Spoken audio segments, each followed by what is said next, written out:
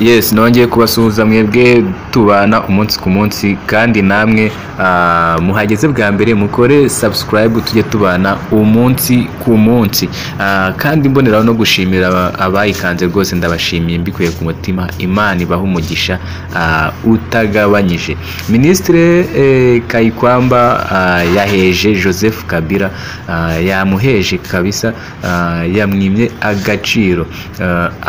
Abibajijwe n'ikinyamakuru cyo muri Afurika y'Epfo umwanya Joseph Kabila yaba afite mu gushakira amahoro Repubulika Iharanira Demokarasi ya Kongo, Teresa Kayikwamba yamuheje, agaragaza ko adakenewe ndetse ko nta mwanya we uhari. Ministre w'ububanyi n'amahanga wa Kongo rero Teresa Kayikwamba Wagner ntabwo yigeze agaragaza ko Joseph Kabila hari icyo leta ya Kongo imutegerejeho, nyamara bavuga ko yaretse ishuri kugira ngo yiyegurire gushakira amahoro iki gihugu cye. Kayikwamba yagize ati kugeza ubu ngubu nta murimo afite mu mbaraga ziri gushyirwamo no mu gushaka amahoro. Yatangaje ibi rero nyuma y'aho bikomeje kuvugwa ko Joseph Kabila ari inyuma y'imitwe itandukanye ishinjwa ubugizi bwa nabi muri Kongo.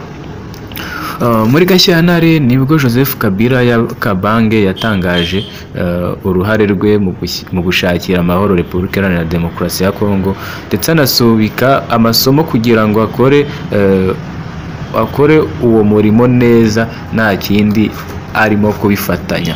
Kuva yakora ibyo rero ntabwo uruhande rwa leta ruramuha umwanya ugaragara muri urwo rugendo rwo gushaka amahoro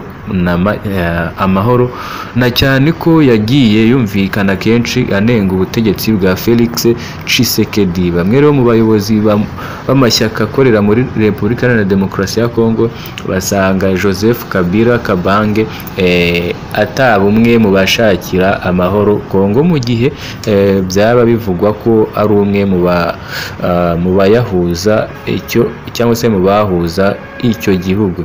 Ati niba mu by'ukuri ari umwe mu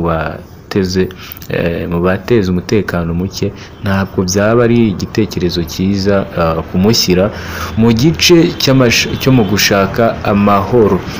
Ku rundi ruhande abihaye Imana bari muri Senko na ECC baganiriye na Joseph Kabila ndetse n'izindi mpande mu rwego rwo gushaka amahoro binyuze mu biganiro.